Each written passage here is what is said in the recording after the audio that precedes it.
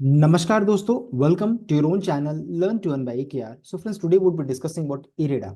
इरेडा के बारे में डिस्कस करेंगे बिकॉज कंपनी की तरफ से आ रहा है इंपॉर्टेंट अपडेट्स एंड प्लस हम लोग कंपनी का कंपैरिजन भी करेंगे विद पीएफसी एंड आरईसी। तो पॉजिटिव अपडेट भी आ रहा है, नेगेटिव अपडेट आ रहा है जो कि बहुत इंपॉर्टेंट है कंपनी को लेकर के। और कंपैरिजन करेंगे पीएफसी एंड आरईसी से कैसा भी चल रहा है, इस सिचुएशन में क्या करना चाहिए, इन सभी चीजों को डिस्कस किया जाएगा। तो चलिए स्टार्ट करते हैं विद द पार्ट। सबसे पहला चीज देख सकते हैं, Indian renewable energy development agency एक मिनी रत्ना कंपनी है। लास्ट सेशन में लगभग 4.98% को उछाल के साथ क्लोजिंग हुआ था। और कंपनी रिटर्न के मामले में चेक कीजिएगा तो एक साल के अंदर में लगभग 2.25%, 225% का ऑलरेडी रिटर्न दे चुकी है स्टॉक। एंड लास्ट 1 से 2 महीने के अंतराल में बहुत अच्छा खासा रिटर्न आ चुका है। अब लोगों में और ज्यादा ग्रीडीनेस बढ़ रहा है।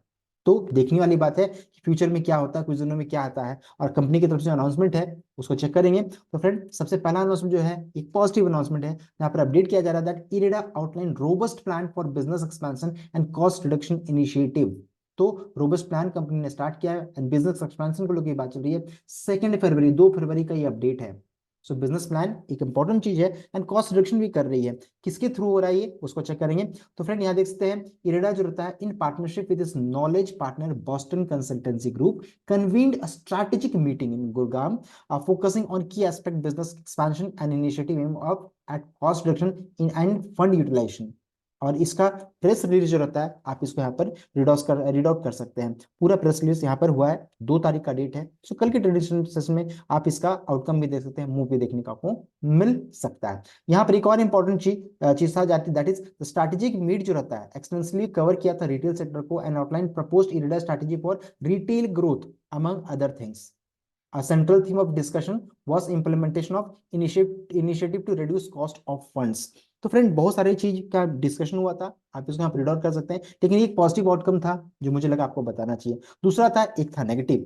नेगेटिव क्या था जो कि आया था फर्स्ट, आप देख सकते हैं 1 फरवरी की अपडेट है। और यहाँ पे था intimation on the recent action of brick work rating BWR। The यहाँ पर बॉन्ड और बैंक लोन को बोरिंग को लेकर के इनका रेटिंग आया था। उस रेटिंग का आउटकम देख सकते हैं क्या है कि recent rating downgrade of IREDA. तो यहाँ डाउनग्रेड किया गया है of IREDA's bank loan facilities and bond by Brickwork rating from BWR। पहले रेटिंग था from BWR triple stable refund migration to issuer not cooperating category to BWR double B plus stable continues to be in issue not cooperating category downgraded by rational released January 29 2024। और rating agency का क्या कहना है, उन्होंने clarify ये भी किया है, साथ ही एक और पॉजिटिव चीज बोला है। ये तो नेगेटिव हो गया यहाँ पर कि डाउनग्रेड किया है, दूसरा क्लैरिफिकेशन क्या दिया है, BWR clarifies that downgrade is not based on operational performance of the company but on regulatory requirement of downgrading rating in investment grade in the issuer not cooperating category to non-investment grade after 6 months। As पर Q3 financial 24 the company continues to perform well. तो ये इन यहाँ पर एक इनका कहना है operational front में नहीं किया जा रहा है रेगुलेटरी रिक्वायरमेंट को लेकर के किया जा रहा है। And outlook continues to be stable considering the strategic importance and ownership of the company. और कंपनी की तरफ से जो क्लैरिफिकेशन आया देख सकते हैं यहाँ पर कि company clarifies and confirm that it continues to enjoy existing rating of triple stable from ICRA limited and Indian rating agency private limited and AA+ positive by care edge. तो यहाँ पर कंपनी की तरफ से 2 रेटिंग एजेंसी अलग है, उनका कहना है कि यहाँ से पॉजिटिव है, यहाँ हम लोगों को डाउनग्रेड भी किया गया है। लेकिन जिन्होंने डाउनग्रेड किया है BWR उन्होंने भी क्लैरिफिकेशन दिया है इस चीज को लेकर के। अब है ये नेगेटिव था। दूसरा है, अब तीसरा है कंपैरिजन पार्ट। कंपैरिजन किसके साथ किया जाएगा, कंपैरिजन आपका हम लोग करेंगे विद देख सकते हैं power grid corporation, power grid नहीं REC के साथ करेंगे। एंड देन आफ्टर दैट आपका PFC के साथ करेंगे, पावर फाइनेंस कॉर्पोरेशन के साथ करेंगे, REC एंड इंडियन रेलवे। अब तीनों का कंपैरिजन करेंगे।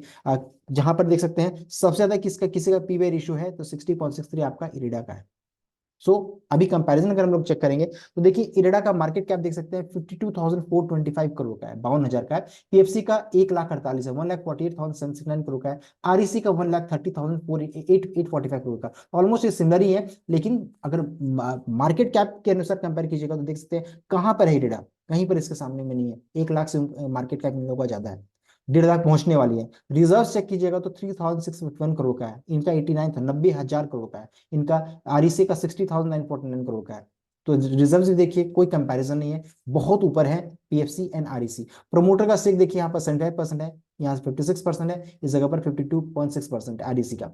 तो चलिए प्रोमोटर का स्टेक पॉजिटिव है यहाँ पर, अच्छा है, इन लोगों से ज्यादा है। स्टॉक का पी देखिए 60.6, पीएफसी का 8.29, आरईसी का 9.96 और इंडस्ट्री का 21.9 चल रहा है मीडियम। तो आप समझ सकते हैं कितना ऊपर है, इंडस्ट्री का पीवी रेशियो से बहुत ऊपर है, ये पीएफसी है काफी नीचे है, एंड आरईसी भी काफी नीचे है। यानी ये दोनों स्टॉक अच्छे वैल्यूएशन में स्टिल अवेलेबल है, अच्छा रिटर्न देने का चांसेस यहाँ ज्यादा बनता है in comparison to IREDA.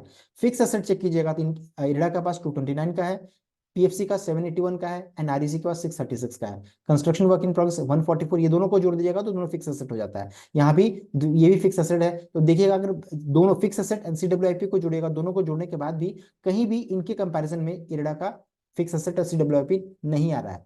Gross NPA check कीजिए, 4.24% का है इसका इरेडा का, इसका 3 पीएफसी का 3.40 का है, आरईसी का 2.78 है। तो सबसे कम किसी का एनपीए है तो आरईसी का है, and then after that PFC का है, सबसे ज्यादा है एनपीए आपका इरडा का है। एनपीए वो पैसा होता है जो डूबने का चांस रहता है, नॉन परफॉर्मिंग एसेट रहता है। नेट परसेंट एनपीए चेक किएगा तो इसका 1.65 है इरडा का, इस पीएफसी का 0.98 है, आरईसी का 0.82 है। यानी कि सबसे हेल्दी किसी का एसेट है तो आपका आरईसी का है।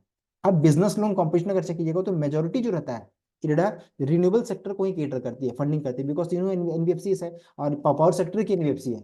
और इसमें जो रहता है पीएफसी जो रहता है कई कन्वेंशनल जनरेशन 39%, रिन्यूएबल 12% है, ट्रांसमिशन डिस्ट्रीब्यूशन 47% है, अदर 2% है। उसी तरह से आरईसी का भी देख सकते हैं। सो इन लोगों के पास बहुत सारे सेक्टर को केटर करती है, इसी एनर्जी सेक्टर में बहुत सारे को केटर करती है, लेकिन ये जो है सिर्फ ओनली आपका इरेडा का है, और इरेडा नहीं रिन्यूएबल सेक्टर को है। अब ये क्यों भाग रहा है, उसके पीछे रीजन क्या था? क्योंकि देखिए गवर्नमेंट की तरफ से अपडेट आया था कि गवर्नमेंट का जो एम्बिशन था वो था 500 गीगावाट बाई 2030, 2030 तक पहुंचने का। Plan to add 50 gigawatt renewable energy capacity annually, हर एक साल 50 गीगावाट ऐड करना है और 300 गीगावाट रीच करना है आपका 2030 तक में, 5 साल के अंदर में। तो इस कारण जो रहता है पूरा रिन्यूएबल सेक्टर में जो रहता है अच्छा खासा मूव स्टार्ट हो गया है, एंड लोगों को ग्रेडिनेस भी इसके कारण बढ़ता चला जा रहा है।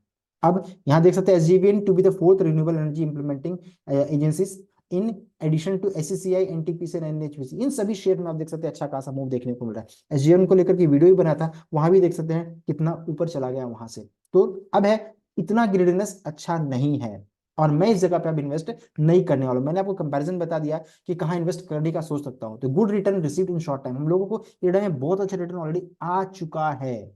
ओके, मार्केट हमेशा पनिश करता है जो जो बहुत ज्यादा लोभी होती है, ग्रेडीनेस दिखाते हैं। बजट भी खत्म हो चुका है, बजट जो था वो खत्म हो चुका है।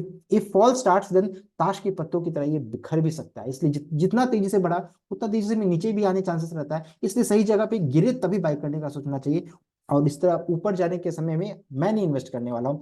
और एक गलती जो रहेगा, क्योंकि जिस तरह के न्यूज से इसको बैलून की तरफ फुलाया जा रहा है, उसी तरह से एक पिन जो रहता है, एक न्यूज आएगा और इस तरह से वो फट भी सकता है। सो बबल बस्ट या फिर बैलून बस्ट भी आपको देखने को मिल सकता है। ये था important update regarding IREDA. I hope आपको ये वीडियो अच्छा लगा। अगर वीडियो अच्छा लगा तो वीडियो को लाइक कीजिएगा, शेयर कीजिएगा, चैनल को सब्सक्राइब कीजिएगा। आज के लिए बस इतना ही। आलोक रसन्ना, थैंक यू।